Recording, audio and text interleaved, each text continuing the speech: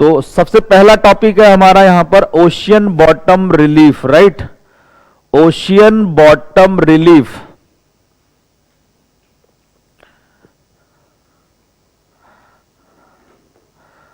Ocean bottom relief, ocean bottom relief, right. Ocean bottom relief में I have already explained about the ocean, महासागरीय नितलीय उच्चावच।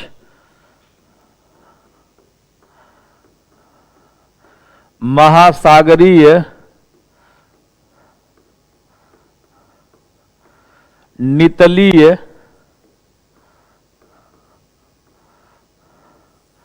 उच्चावच, महासागरीय नितलीय उच्चावच, है ना।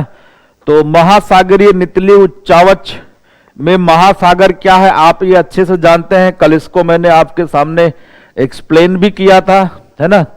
कल आपके सामने एक्सप्लेन भी किया था।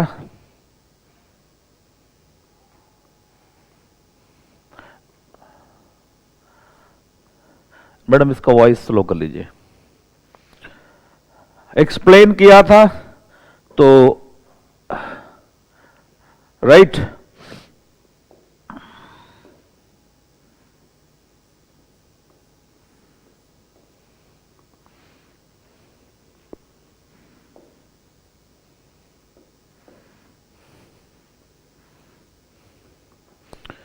This is called the crust, इसको हम लोग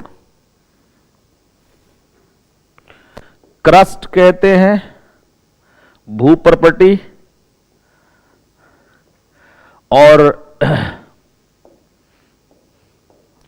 ये वाला पोर्शन जो है इसको बॉटम ऑफ द ओशियन कहा जाता है। This is called as the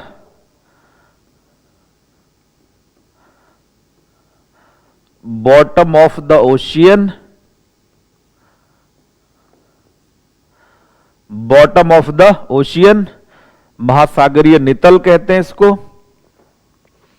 महासागरीय नितल कहते हैं। उसके बाद में राइट ओशियन बॉटम। और रिलीफ, रिलीफ का मतलब है कि आप ये देख रहे हैं कि कहीं पर इसमें उठा हुआ भाग है और कहीं पर धंसा हुआ भाग है ना, इसको कहते हैं अप्स और ये है डाउन्स। अगर बहुत बेसिक सी बात को समझ लिया जाए तो बाकी चैप्टर समझने में कोई प्रॉब्लम नहीं बचती है ना, कोई प्रॉब्लम नहीं बचती है। तो क्रस्ट भूप्रपटी है ना, अप्स डाउन्स, अप्स डाउन्स।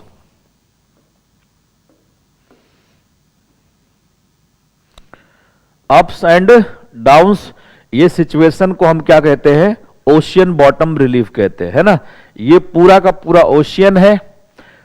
जो रेड आपको लाइन से मैंने यहां पर कट करके रिप्रेजेंट किया है, ये बॉटम है।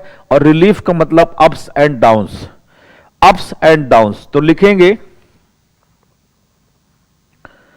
The crust lying beneath the ocean water, the crust lying beneath the ocean water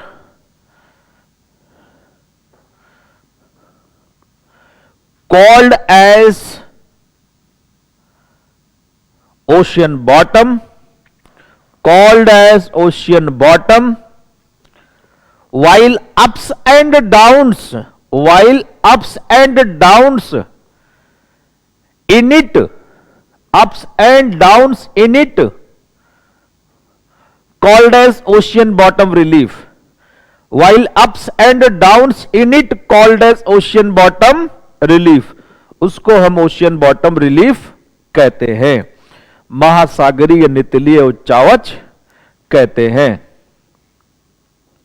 ocean bottom relief महासागरीय नितलीय उच्चावच कहते हैं। तो इस तरह से हमने चीजों को यहां पर समझ लिया है ना, इस तरह से हमने महासागरीय नितलीय उच्चावच क्या है उस पॉइंट को अंडरस्टैंड कर लिया। एक बात मैं आपको यहां और बताना चाहूंगा जो रिलीफ है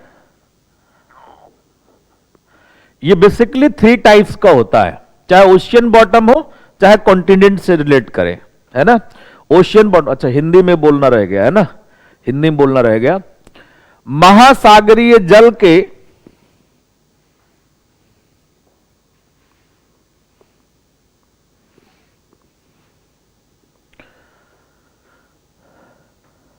नीचे अवस्थित, महासागरीय जल के नीचे अवस्थित भूप्रपटी भाग को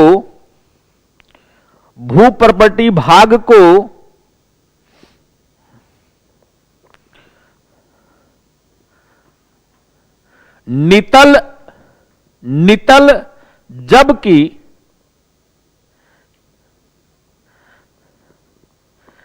इसमें पाए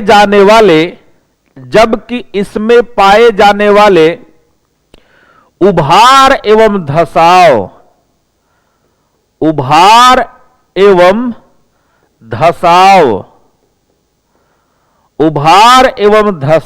को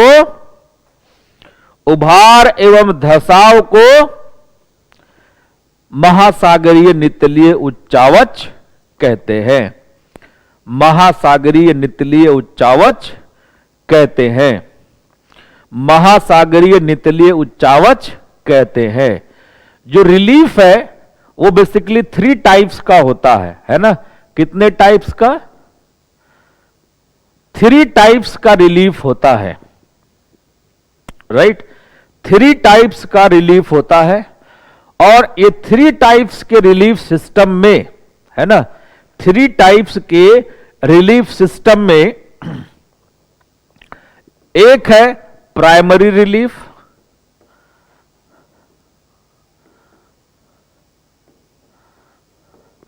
आपने जब अपनी पढ़ाई स्टार्ट की तो सबसे पहले आपका प्राइमरी एजुकेशन स्टार्ट हुआ, प्राथमिक, है ना, शिक्षा, प्राइमरी है ना, एजुकेशन।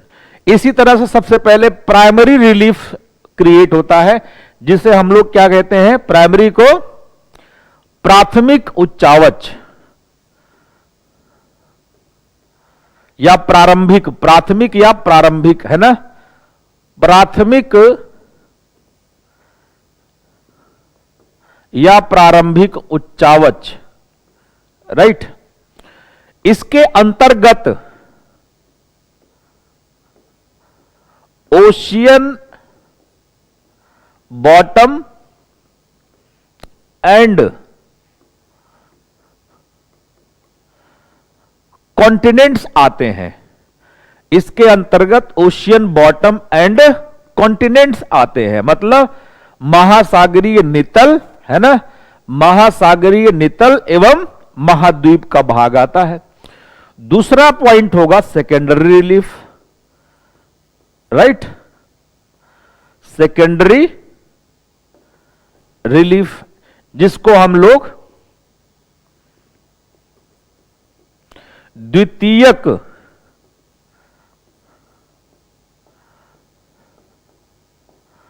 उच्चावच कहते हैं। द्वितीयक उच्चावच, द्वितीयक उच्चावच क्या है? सेकेंडरी एजुकेशन क्या है?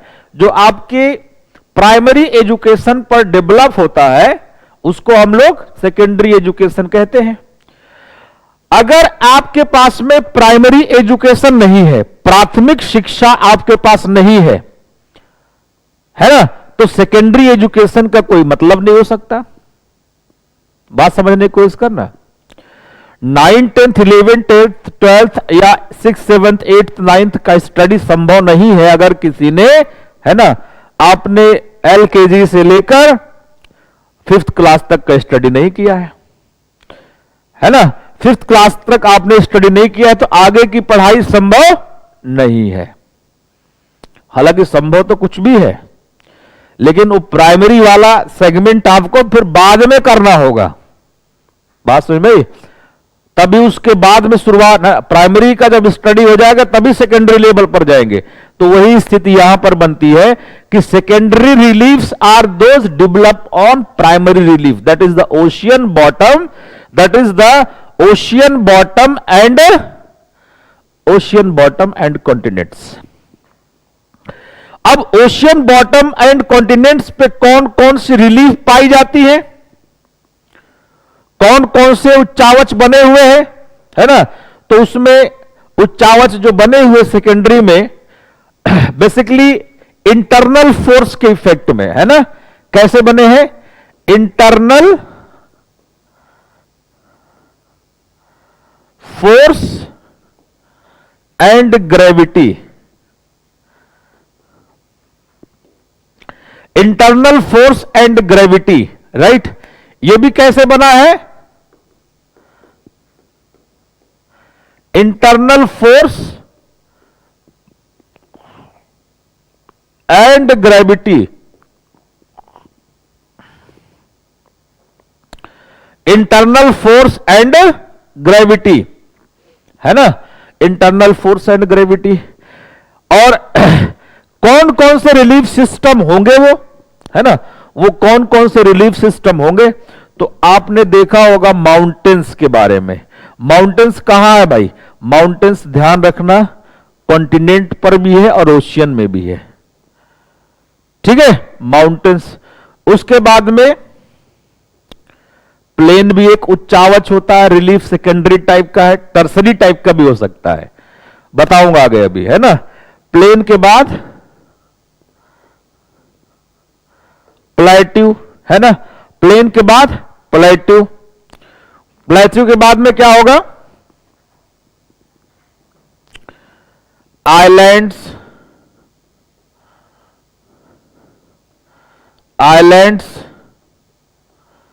वैलीज एटसेट्रा, पर्वत, मैदान, पठार, द्वीप, है ना, द्वीप, घाटी, ये सभी क्या होगा आपको द्वितीयक उच्चावच में कंसीडर किया जाता है।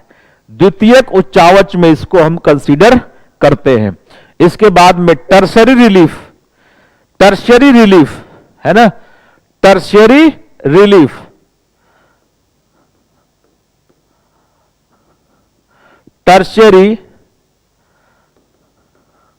रिलीफ, जिसे हम तृतीयक उच्चावच कहते हैं। तृतीयक उच्चावच,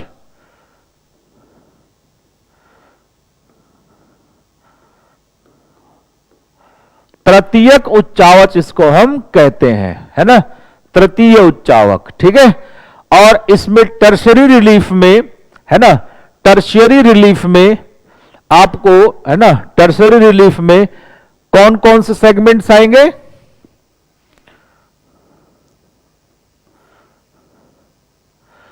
दोज टोपोग्राफीज और लैंडफॉर्म्स, है ना, दोज टोपोग्राफीज और landforms which have created, right, which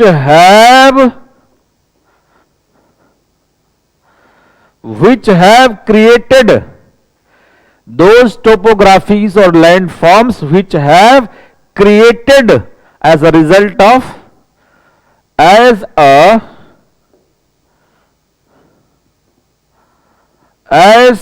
result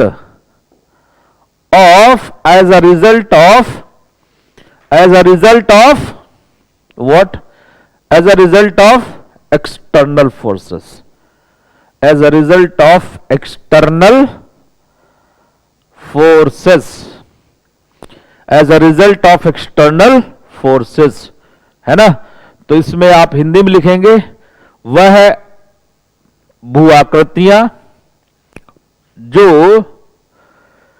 बाह्य बल के प्रभाव में विकसित होती हैं, वह भूआकृतियां जो बाह्य बल के प्रभाव में विकसित होती हैं, बाह्य बल के प्रभाव में विकसित होती हैं, उन्हें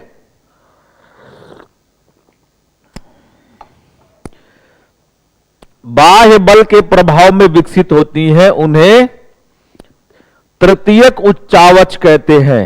उसमें क्या आता है, वो प्लेन हो सकता है, वैली हो सकता है। अभी दिमाग में एक बात आ रही होगी कि सर ने घाटी कहां बताया, सेकेंडरी में और टर्सरी में बता रहे हैं। तो वह घाटी जो इरोजन है ना, इरोजन एंड डिपोजिशन से बनेगा, इरोजन एंड डिपोजिशन से बनेगा, ठीक है, जो इरोजन और डिपोजिशन से बनेगा वो टर्सरी में आएगा। और जो टेक्टोनिक इफेक्ट में बनेगा आंतरिक बल से, इंटरनल फोर्स के इफेक्ट में, वो जैसे दून वैली है ना, दून वैली कहां है, उत्तराखंड में। शिमला वैली हिमाचल में, कुल्लू मनाली वैली है, कुल्लू वैली हिमाचल में, ठीक है।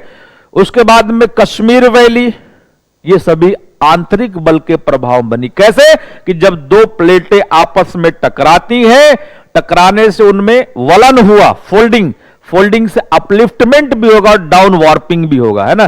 तो अगर एक भाग उठा यहां पर तो साइड में क्या होगा, धंसा होगा। अगर साइड में धंसा हुआ नहीं हो तो पहाड़ किस कैसे कहेंगे भाई इसको। देखो, अगर इसको आप पहाड़ कह रहे हो, है ना, क्यों कह रहे हो पहाड़, क्योंकि साइड में गहराई है।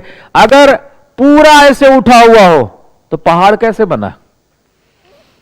उसके मेजरमेंट के लिए कुछ तो आसपास में लो लाइंग फीचर्स आपको देखने होंगे लैंडफॉर्म में, है ना। तो ये सारी क्या होता है, बातें होती हैं, है ना, ये सारी बातें होती हैं।